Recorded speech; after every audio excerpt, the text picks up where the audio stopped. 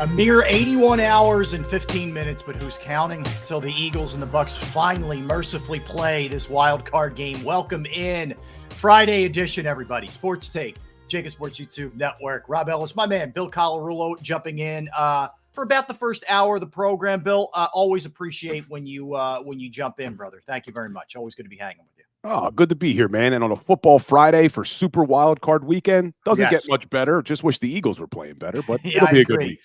I agree. And you can check out the Sports Power Hour each and every day leading into Sports Take 10 o'clock. And, of course, Legal Hands to the Face show as well, the pod and the show. Bill does an awesome job. So you got to check all of that stuff out, man.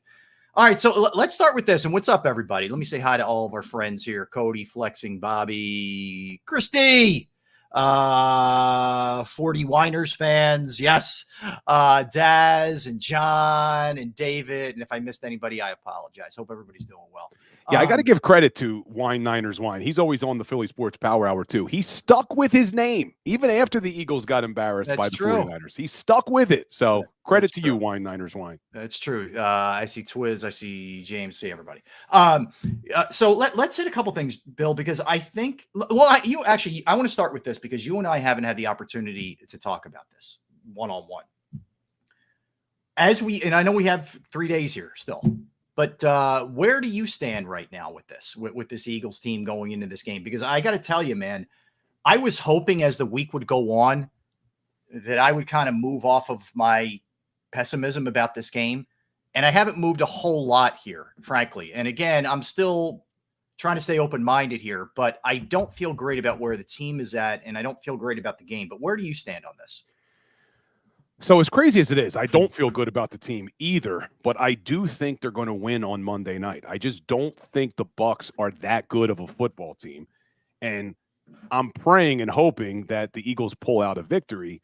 I don't see them doing much after this wild card matchup, but the Eagles got really lucky in who they have to play. They got the worst NFC opponent. I mean, you look at any other team in the NFC playoffs, I don't think the Eagles would win the wild card matchup. Yeah, they got the best team, the best worst team that you could get. The best worst team, exactly. Yes. So, as much as I have questions about this team and I'm starting to have questions about Nick Sirianni, I think they're going to pull out this one.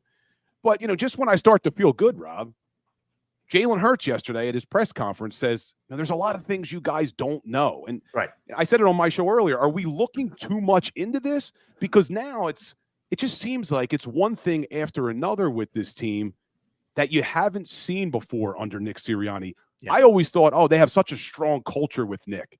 And this season really has me questioning that. I agree. The one thing I think you could always hang your hat on was culture and leadership. And it feels like there's been a lot of cracks in the armor.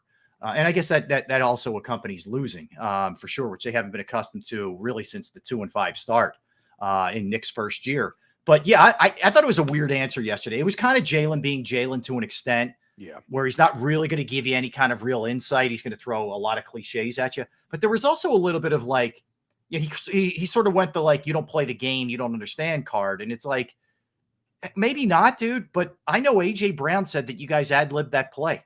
He said it. We didn't say it. We didn't make it up. We wouldn't have known unless he said that. And then Jalen kind of dismissed it like, okay, man, well, if that's what it is, tell us what it really is. What don't we understand about that? Because that's what he was asked about. Or that was the discussion, specifically was that last play in Seattle where they threw the interception. And it was kind of like, okay, did you not ad-lib it? Tell us what happened then, if that's the case. Yeah, it's crazy because when the Eagles were winning, everybody loved that Jalen Hurts was not really a good interview. It's, look, he talks in cliches. He doesn't give you anything. Everybody loved that Nick Sirianni was mugging the camera and taunting fans, and it all worked. But now that this team is losing, we hate everything. We hate Jalen Hurts' cliches. We hate that Sirianni is just a quote-unquote cheerleader, as a lot of people are calling him. And now the questions coming up is they don't practice hard enough. We're back to that one because Javon Hargrave said how much harder they practice in San Francisco. As much as I've had problems with other things with Sirianni and Hurts, it still doesn't bother me that they don't practice hard. I'm still of the belief that you keep these guys healthy. No one complained last year when all 22 opening day starters appeared in the Super Bowl. So I'm still of the mindset, let's keep these guys healthy. It's a long season. Now it's 17 damn games, which is just too long. Yeah. So I'm still okay with them not practicing, quote unquote, as hard as other teams. Well, I would agree with you, but here's my only caveat the qualifier I'd throw on this thing. I don't want to hear how tired you are, because you've been as preserved as any team. You don't get worked like some other teams. Just ask Javon Hargrave, who's going to tell you how hard the Niners work. So I don't want to hear how tired the young guys are. I don't want to hear about walls. I don't hear about snap counts and all that kind of stuff. It's like, you can't have it both ways. You know, I get you've played more snaps on the defensive line than they would prefer. They'd like to do the rotation thing. It's not the way it's gone this year. But you can't tell me then you're tired because you were rested better than any team in the NFL by your coach. Definitely a good point. Definitely a good point. But look, I agree with you. These young guys, you should be in shape. You should be able to play. But they're not the first young guys to ever hit a rookie wall. Great. It does happen. We've seen it happen year after year in the NFL. And, you know, we could have this whole discussion about Howie Roseman, but I really think Howie Roseman failed this defense. There's not enough depth at the edge rushing position. You know, a position that we thought was so deep. You look at the edge, outside of Reddick and Sweat, they're getting nothing from anybody. And that's on Howie Roseman. Made the decision to bring back Derek Barnett. Yep. Now he's not even on the team anymore, playing well in Houston. Mm-hmm. Nolan Smith's your first-round draft pick. He's not giving you anything. You drafted Patrick Johnson. He's not giving you anything. Teron Jackson you drafted. He's on the practice squad. So that's on Howie Roseman not giving these edge rushers enough depth. I don't think there's enough talent on the defense, period. I mean, let's get away from the defensive line, who I think have underachieved, but I agree with you. There's not enough depth on the edge. You're not good enough at linebacker. You really counted on Nakobe Dean, and that was dangerous. You're clearly not good enough in the secondary. Some of that you didn't – like, I can't fault them for the fall off of Bradbury, the steep fall off. Like, I was on board with them bringing Bradbury back, so I'm not going to beat them up for that. But you're older at corner. Your other corner who's younger can't stay healthy. And at safety, Byard looks like he might be done, and Blankenship's learning on the job. So, therefore, your back seven really is light in a lot of ways. That's for sure. Let me ask you this, though, Bill. Are we underplaying the Hurts finger thing? I mean, in general, he barely even threw yesterday. I just saw and I'll let me reference it the correct way. I just saw a John Clark tweet not all that long ago. I read exactly 19 minutes ago. I'm told Jalen Hurts did not throw much at all, if at all, in practice yesterday. This is a tough injury. Hopefully he'll be able to throw before heading to Tampa on Sunday. There is some hope A.J. Brown might practice before the trip. Now, I talked to Howard Eskin last night, and he gave me like a 49% chance that A.J. Brown plays, which I didn't love either, by the way. He didn't practice yesterday. Blankenship didn't practice yesterday either, which is a big thing too. But let's start with the Hurts finger, which he said himself, and I will say this about him, Bill. He rarely ever will give an excuse about an injury, but he said he probably shouldn't have gone back in the game on Sunday against the Giants, and it's very uncomfortable for him. But what do you think? Yeah, that was interesting that he admitted it was a mistake to try to go back in and throw. And we may be underestimating it because obviously it's on his throwing hand. It's his middle finger. You do grip the ball with that. What I said is when I'm looking for the silver lining in all of this is maybe this will finally force the Eagles to say, you know what, we're going to have to commit to the run because we have a quarterback that can't throw the ball 40 times. And you look back to week 3, as good as the Bucs are against the run, because they do have one of the best rushing defenses in the league, Eagles had their way with them in the running game in week 3. Ran the ball 40 times over 200 yards. Yeah. So that's my silver lining here is if Jalen Hurts can't throw the ball as effectively, it's going to force Brian Johnson and Nick Sirianni to do what a lot of us have been asking for a long time, which is commit to the run, win the time of possession battle, and keep the weakest part of your team, your defense, on the sidelines as much as possible. But, yeah, we definitely need to keep monitoring that because if Hurts can't throw, look what the Eagles were able to do to the 49ers when Brock Purdy couldn't throw. So. Yeah, precisely. So, that to me, the fact that I think we all just assumed, well, it's not broken, it's dislocated. Pop that bad boy back in, that the swelling go down and let's go. I mean, we were at Thursday yesterday and he still wasn't able to really throw the ball. So the one advantage of this Monday night game is you do get a little extra time, which is good. And conversely, Tampa Bay's dealing with a lot of injuries. Mayfield didn't practice yesterday. He's got bad ribs and a bad ankle. Yep. So I don't know, I wouldn't say that's an offset. If Hurts can't throw, that's advantage Tampa. More than it is advantage Eagles with Mayfield. But, yeah, you would think. So you bring up the running attack. So against them week 3, Swift goes for 16 rushes, a $130. That's an 8.1 average. They ran for 201 yards. On the season, though, they're a pretty good rush defense. Really good, which is a surprise that the Fifth Eagles overall. had their way. Yeah, no, they're only giving up. I mean, this is really good. 95.3 on the ground is very, very good. Conversely, in the passing game, 248.9, which is 29th. So here's what my concern is, Bill. Everything you say and we're talking about makes sense at how you might want to approach this if this guy's finger is really hurting. And if you don't have A.J. Brown, especially. I mean, you think they're going to key on Devontae Smith? They're going to have 8 guys on Devontae Smith. But it would make sense to run. But then are you too tempted by the fact that you're probably watching film of these guys that are susceptible in the air and you're just going to do what you prefer to do, and that's throw? Yeah, Nick Sirianni, Brian Johnson, that's certainly their MO, right? And they did throw for 270 in week 3 as well. Yeah, it's not like they weren't able to do anything on the air. Yeah, they were able to really move the football. So they probably will be tempted with how bad the Bucs are against the pass. But we also know, what do the Bucs do more than anybody except for 2 teams in the league? And that's blitz the quarterback, which they've really struggled with. Still can't believe they didn't have an answer for Wink Martindale. You knew the guy was going to blitz the hell out of you. He blitzed you 83% of the time 2 weeks earlier, and they had no answer for it. So if they do decide to drop back and throw the ball and Hurts' finger's okay to do it, they just better have an answer for the blitz. But what concerns me more about that Bucs defense isn't their rushing defense, isn't their passing defense. It's their red zone defense. Because if you look, although they give up a ton of yards, they're 23rd in the NFL in yards. You just mentioned 29th in the league in passing yards against. They're only 6th in points against. They only give up 19 points a game. And the reason why, they have a number 3 red zone defense. And we go back to week 3. Eagles offense dominated 200 yards rushing, 271 passing. That's over 470 yards on offense. They only scored 25 points. And the reason why 25-11 was the final. Yeah. And the reason why they only put up 25 points, they went 1 of 5 in the red zone. And the other bugaboo that's killed them all year is Jalen had 2 picks. Yeah, 2 interceptions. And that's been a big problem this season. I mean, that you look at the offense, and I just did this on my show earlier, comparing 2022 to 2023. The numbers aren't significantly different outside of turnovers. They went from being a top 5 team, only turning the ball over 19 times last year, to a 23rd in the league with 28 turnovers. That's been the major difference on these offenses. So you're right. They got to protect the football. And whether they move the ball through the air or on the ground, they absolutely have to convert for touchdowns in the red zone, because even though this Bucs offense isn't very good, our defense stinks in the red zone, Rob. That's the thing. I mean, we keep doing, and me too. We all do it.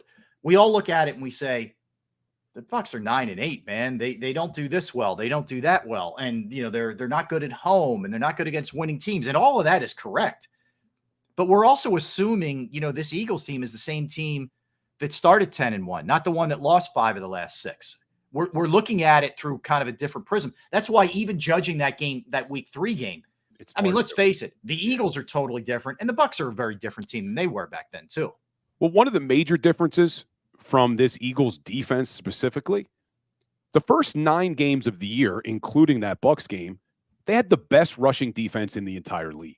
They were giving up only 66 yards a game. Yep. They held every opponent except for the Washington Commanders in overtime to under 100 yards. And you look back to week 3, held the Bucs to 41 yards rushing. Well, after those first 9 games, you look at the last 8, as I'm sure you know, every opponent has put up over 100 yards. They're giving up on average over 130 a game. That's the key for me from this defensive side of the football is you got to make the Bucs one-dimensional on Monday night. They are the worst rushing team in the entire league, 32nd out of 32 teams. Yep. Our defense has to get back to being able to stop the run, force the Bucs into long 3rd down spots. And then now you can maybe play a little bit different of a scheme, because if you let them run the football, you got no shot, because you got Mike Evans and Chris Godwin. If the Bucs are somehow able to establish the run too, I think it's over. And they have a very good offensive coordinator. Dave Canales is a very good offensive coordinator. People may not be that familiar with him. He was in Seattle a long time with Pete Carroll. Really, the most successful years of Russell Wilson and Geno Smith last year He was there for a lot of that. So he knows what he's doing. I think he's got some limitations, but you're right. I mean, even Rachaad White, who's done a solid job for them, he's averaging 3.6 yards per carry. I mean, he was right on the cusp of 1,000 yards, but his yards per carry aren't very good. I mean, where they want to hurt you is obviously Evans and Godwin, and K. Dotton's a pretty good tight end too. He's not, I'm not telling you he's George Kittle, but he's solid. So they can hurt you in the air if he gets time. But you're right. Make them one-dimensional. Think about this. If you can stop the run game, Bill, you also are dealing with Baker Mayfield, who's got a bad ankle, who's less mobile. Mayfield's a mobile guy in the sense that he can get himself out of some jams sometimes. Yep. And he's got bad ribs. So if you're laying hits on this guy, just like the objective is going to be for the Bucs to not only maybe try and hit the hand of Jalen, but also knock him to the ground where he's got to brace himself with that hand. You lay some hits on Mayfield, man. Who knows? Who knows? You're looking at Kyle Trask at that point if you get him out of there. Yeah, and I mean, even though the Bucs have played pretty well over the last 6 games too. I mean, you just look at the last game of the year. They put up 9 points against a really bad Carolina Panthers team. So as bad as this Eagles defense has been, they can shut down this Bucs offense. So that's why I feel as bad as I feel about this team, I do think they're going to win on Monday night. I think they're going to torture us for one more week. And then I think they're going to get dominated, unfortunately, by the Cowboys in the divisional round, because I have the Rams upsetting the Lions, which means Eagles are in Dallas next week. And man, but I tell you the truth, if it gets to that point, I prefer it. I would rather go to Dallas than go to San Fran. Me too. And the Eagles have shown, I know Dallas is unstoppable at home this season, but they showed us, at least at Lincoln Financial Field, that they can shut down this team at times. Yeah. Cowboys kind of lost that game at the end for themselves, but look, like you said, different defense now. In fact, different defensive coordinator now. And you and I never got a chance to talk about that, but man, I thought it was a desperate move when they did it. And now in hindsight, it looks like such a bad decision. Yeah. Because not only, Rob, did they switch defensive coordinators with only 4 games left, Sirianni keeps saying at his press conference, well, you guys got to understand, we're not running Matt Patricia's scheme. We're still running Sean Desai's scheme. And then you wonder why you're having communication issues. You have a guy running somebody else's defense. Then why the hell did you make the move? And Hassan Reddick said something interesting last week, and it kind of got glossed over because everybody was focused on the A.J. Brown discussion at his locker. But Reddick, when he was asked about how hard it was, said, well, the higher-ups wanted to make the move, and us as players need to do a good job. Yeah. And I'm thinking, higher-ups? He didn't say Coach Sirianni. Yep. So clearly this came from Howie Roseman and Jeffrey Lurie to make this move, and I don't agree with it. I don't buy for 1 second that Nick acted on that under his own accord. I'm not telling you he wasn't involved in the discussions, but ultimately that's a decision that Lurie and Howie make, and anybody who thinks different doesn't understand the hierarchy of this team. I agree with you. And the one thing it seems like the players have been begging for is a simplification of this. And the other thing is, too, you look at it both sides, Bill. So if we're to believe, and maybe they're just trying to save face with Desai and just make it sound like he's still doing something. I don't know. But if we're to believe that it's Desai's scheme and Patricia's just pushing the buttons on game day, the same thing's on the other side. Sirianni's scheming it up and Brian Johnson's just pushing the buttons on game day. Like, I don't like anything about that. I don't like anything about that structure. Like, I think that's something that they have to look long and hard at next year, whoever's here as the coordinators, and I think Sirianni's going to be back. Well, we can discuss that in a second. Yeah. But I think that's got to change in a big, big way. So let's go there. I don't think he's coaching for his job. I don't think he should be. I think he's done enough the first 2 years, and this year too. Getting to the playoffs and a Super Bowl, I think, has bought him enough time for me to try to correct things for next year. But there are a lot of people that want him out. Where do you fall on this? So before the New York Giants game in Week 18, I was saying on my show that I thought people were severely overreacting who wanted to move on from Nick Sirianni. And same things you're saying, that he's gotten your team to the playoffs 3 years in a row. First Eagles coach to ever do it in franchise history in his first 3 seasons. I was looking at the fact that they were coming off of a Super Bowl loss. We know how real the Super Bowl hangover is. Only 6 coaches in history have ever gotten their team back to a Super Bowl after losing. And we're talking about legends, Rob. Tom Landry and the 71 Cowboys, Don Shula and the 72 Dolphins, Bud Grant and the 73 Vikings, Dan Reeves and the 86 Broncos, Marv Levy and the Buffalo Bills teams in the 90s, and then Bill Belichick in 2018 with Tom Brady. So I'm saying you can't put Nick Sirianni up against those coaches and say, because he didn't do what they did, he's fired. Mm. But then I saw what happened on Sunday against the New York Giants, and I completely changed my mind and said, you know what? There is a chance that Nick Sirianni could be gone next season because that team looked like they checked out. Now, did they check out simply because it was a Week 18 game and they thought the Cowboys were going to dominate the Commanders, which they did? Mm-hmm. Or did they check out because they no longer believe in their head coach? And I think if they come out on Monday night and they look like they did against the New York Giants, I think you have to consider moving on from Sirianni. And if I'm Jeffrey Lurie, what I'm doing as soon as the season ends, whether it's Monday or even next week, is I'm getting Jason Kelce, Brandon Graham, and Fletcher Cox, 3 guys who have been here longer than anybody. Brandon Graham, longest in Eagles franchise history. And I'm asking them, what the hell is going on?